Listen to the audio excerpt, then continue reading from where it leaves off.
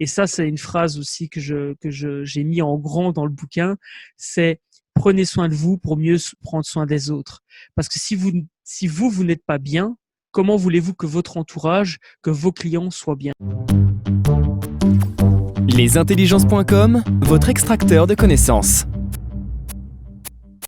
Professionnellement, rapidement, j'ai le plaisir aujourd'hui d'accompagner les chefs d'entreprise, les entrepreneurs, les porteurs de projets en quête de sens à créer ce que j'appelle un business bonheur, c'est-à-dire un business qui permet d'obtenir de la satisfaction, de l'épanouissement au quotidien.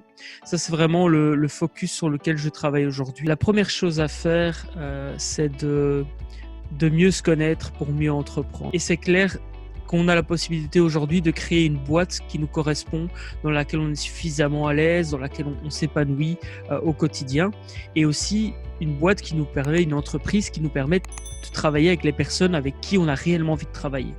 Choisir son client idéal, ça paraît une utopie pour certains, et pourtant c'est réellement faisable.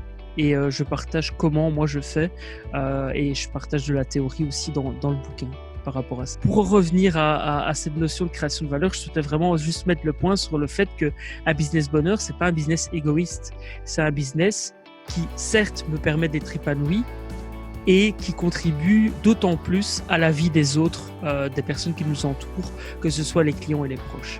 Alors, cette méthode en 3 étapes, c'est simple. Il est évident aussi que c'est pas parce qu'on sait qu'on veut aller par là tout droit qu'à un moment donné, on va pas se retrouver face à une tempête. Et face à une tempête, on a plusieurs choix. Soit on décide, ok, je passe à travers, ou je contourne, etc., etc. Et là, on en vient à un mot qui est, d'après moi, est extrêmement important. C'est le mot adaptation. Et donc, pour répondre à ta question, oui, on peut changer de destination. Et il faut surtout pas culpabiliser à un moment donné si notre vision change. C'est tant mieux parce qu'on est des êtres d'évolution, on est des êtres d'adaptation. Je pense que ce mot va revenir souvent, mais c'est une réalité. Comment voulez-vous à un moment donné être heureux si vous ne savez pas ce que vous voulez? Okay. Le premier principe, c'est d'avoir une vision claire, une intention claire et positive. Deuxième principe, c'est de se créer des environnements gagnants. Troisième principe, passer à l'action quotidiennement.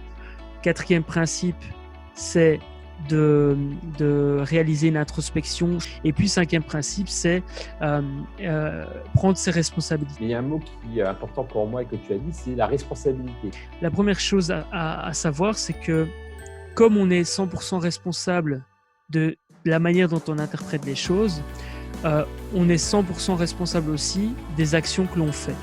Alors, on n'est pas responsable de la manière dont les autres interprètent nos actions. Il y a un mot extrêmement important que tu as partagé, c'est le mot « faire en conscience ». C'est être conscient. Agir en conscience, pour moi, c'est vraiment une des clés pour être épanoui au quotidien. Inscrivez-vous maintenant pour profiter de 4 jours offerts à notre plateforme.